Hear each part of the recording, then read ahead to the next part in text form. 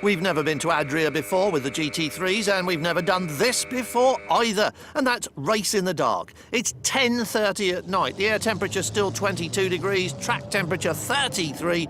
The forecast says it will be dry and dark, and at least they can't get that bit wrong. It's the same format as daylight, 1 hour, compulsory pit stop and driver change, lasting not less than 65 seconds or you get penalised. We've got Morgan back on pole, Maxime Martin 2/10 clear of Thomas Much. And although only a few hours have elapsed since the last race, almost all the cars that started race 1 have been repaired in those few hours and will start race 2, even the ones that took a big bang. So we have once again got a fairly serious grid full of cars all piling into turn 1 in the darkness. That little Morgan looks very vulnerable out there, and it's got a big Butch Ford GT alongside, driven as you saw by Thomas Much. Formation lap, give them a chance to get used to conditions in the darkness. But what a lot of cars we've got.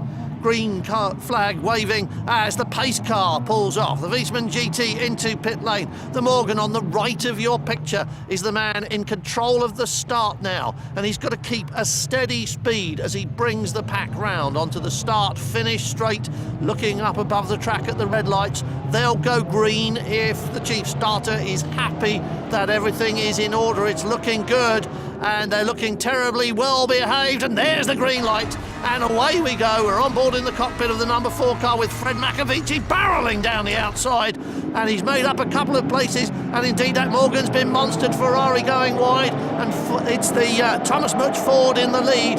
The Matic Ford of Thomas Much, number 1, has grabbed the lead. I think that's McAvici in second place, and then the Morgan just losing another place there. That was Phil Quaife going past Maxime Martin, the CRS Ferrari. We're back in the cockpit with McAvici trying to get past the Ford GT, still trying to get through early in the race. This is an important moment. If you can get through now, it'll be easier than later when everybody comes up to speed. Tyres get warm, the driver gets warm, and everything's a lot easier. And if McAvici can pounce on Thomas Much now, that'll be a good thing for him. But Thomas Much has seen it all before. Andrew Cicaldi in the middle of the picture, watching the CRS car in third place, battling with Maxime Martin, the pole man, for that position. Brakes glowing in the darkness.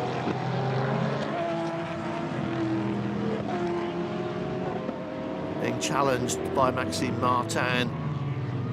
What have we got going on here? That's Sasha Burt in the Viper with Claudio Ricci behind him in the very nimble Ferrari. The Viper can run away on the straights, but there aren't too many of them and they're not too long. And the Ferrari, light and easy to stop, turn and accelerate, might have a little bit of an advantage around Adria's 10 corners. And remember, 6 of them are first or second gear. And that's the pass. Quaife ran wide there, and through went Maxime Martin. The poleman gets back 1 place, so he's up to third again. But in front of him are the Aston Martin of McAvici, and ahead of that, the Ford GT of Thomas Much. And already the Ferrari dropping back.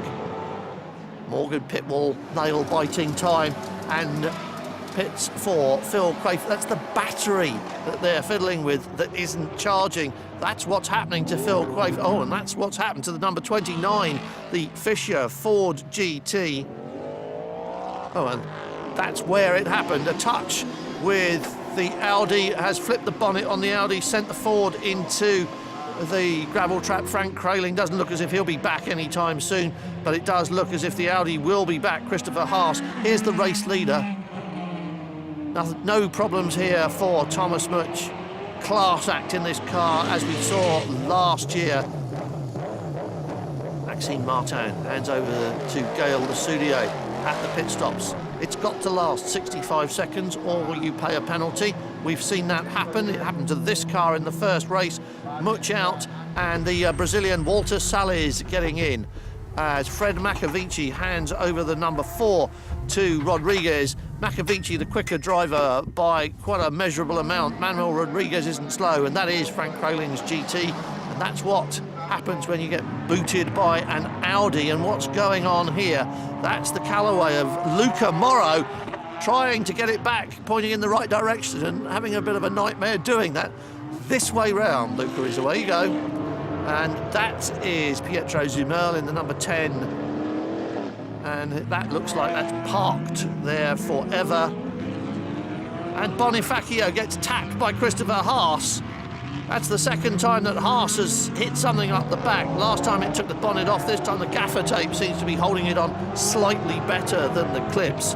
He seems to be undamaged by that. As you're looking at the back end of him now on the front straight in the middle of that little group. Oh, and the bonnet's come off, flies up in the air. The bonnet is flying upwards and lands right in the middle of the track at the entrance to turn 1. Right where you're doing 200 kilometres an hour. Watch it go. Here's a replay. Just breaks free and blows away. Good news for Haas. He can recover to pit lane. But for everybody else on this racetrack, this is going to be a bit of a problem. There is a huge piece of plastic lying in the middle of the track. Somebody's got to hit it. They have hit it, and it's a Ford GT. It is the number 2, and the radiator's gone. That's water gushing out.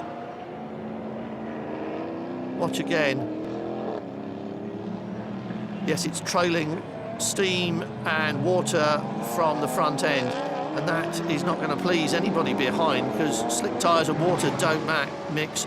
Dodonka on the pit wall, and look, the water has already claimed 1 victim, 2 victims. There are cars all over the place now. And that's the race leader. That would have been the race leader. And he spun off on the water, dropped by the other car. So, through no fault of their own, Matek have lost both their cars from first and second place. The safety car has been deployed to recover the cars and the bits of bodywork. And as you can see from the fact that the rooftop light is green, it's just changed to flashing amber. He was waving past the cars until he got to the race leader, but I don't think he's found him, and I think that's because nobody's quite sure who the race leader is. I think it is going to be, and the safety car's in, it's going to be the number 4 Aston Martin of Manuel Rodriguez. Fast, but not as fast as Fred Makovici, but has now picked up the lead. He's in the middle of this pack, and we are riding with the race leader. And there's still that cement dust there. It's no longer water. That's the dust that's put down to soak it up, but it's still catching people out.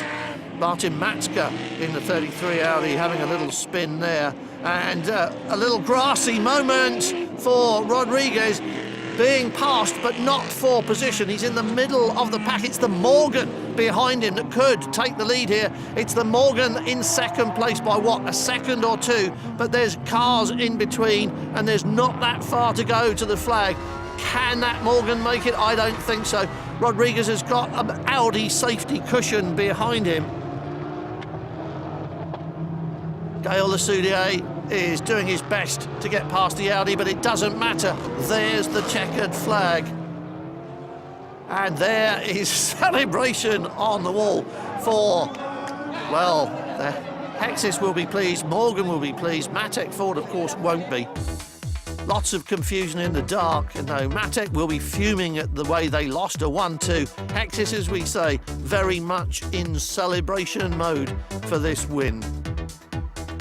Difficulties out there on track. It was a great performance by you. Yeah, it's really great because this track is not the best for us, and the team do an unbelievable job, and it's really perfect. We take 60 points. It's incredible for us.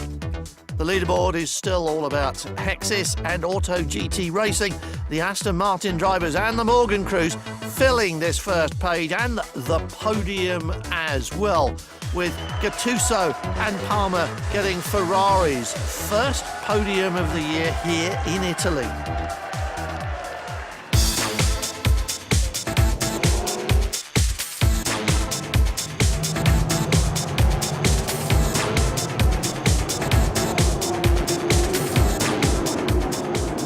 And that's it for a few weeks. It's a month until we meet again for 2 more races at Oschersleben in Germany.